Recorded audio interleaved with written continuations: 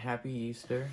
If you saw yesterday's video, I went into it not knowing whether there were actually going to be less blue Jolly Ranchers in the bags, but was pretty sure that there would be because, like, the overarching thesis of that video that there are less blue Jolly Ranchers in bags of Jolly Ranchers, I still stand by that.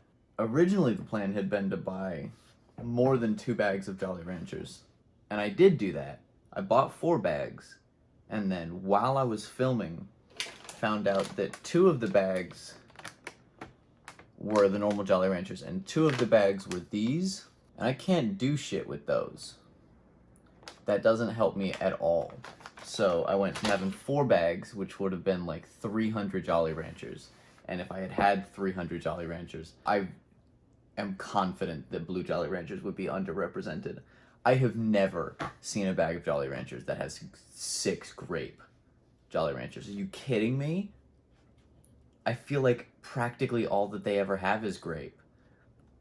But, you know, whatever. The one time it actually matters, make me look like an idiot. One thing that I got to use in that video that I didn't have a chance to talk about yet was my Apple Pencil. I was using my iPad to tally stuff up. I love it. I think that if you're gonna get an iPad Pro, you need to get an Apple Pencil. Even if you don't do any drawing, it makes using the iPad substantially more enjoyable. I find myself using the pencil more than I use my finger to interact with my iPad, typing, using apps, all of it. I just use the Apple Pencil because it's better. I will say that it uses a USB-C port instead of a Lightning port, which means that it came with a USB-C to USB-C cable, and I'm not impressed, personally, by the cable.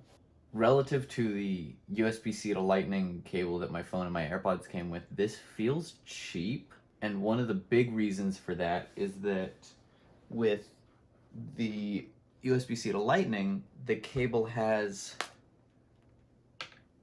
this part at both ends, and whether that actually provides any support to the cable to keep it from breaking or whatever, I don't know.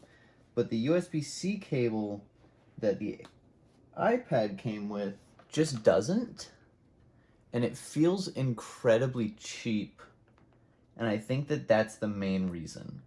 I will also say that being used to the battery life of the iPhone 11 Pro Max, I'm still getting used to it. The battery drains substantially faster on this than it does on my phone, and I think that that's due to a couple things.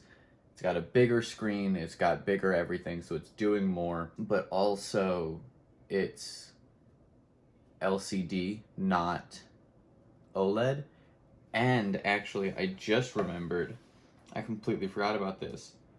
I think it's running at 120 hertz, which would also go a long way towards explaining why the battery drains so much faster on this than it does on my phone, because the iPhone 11 Pros run at, probably 60, I think, and it's OLED. Those two differences combined probably makes a huge difference. I love this.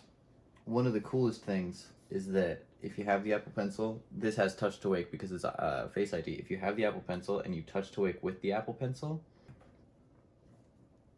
it launches you directly into the Notes app without even needing to unlock it, and you can write whatever you need to write real quick, just scribble your notes, and then it's still locked. So it's like taking a picture from the lock screen. Now the only thing left to wait for is the Magic Keyboard, which is a lot to spend on a keyboard case thing for an iPad, but I'm sure there will be third-party solutions to that sort of thing, but I don't think that they'll be as clean or as convenient as Apple's.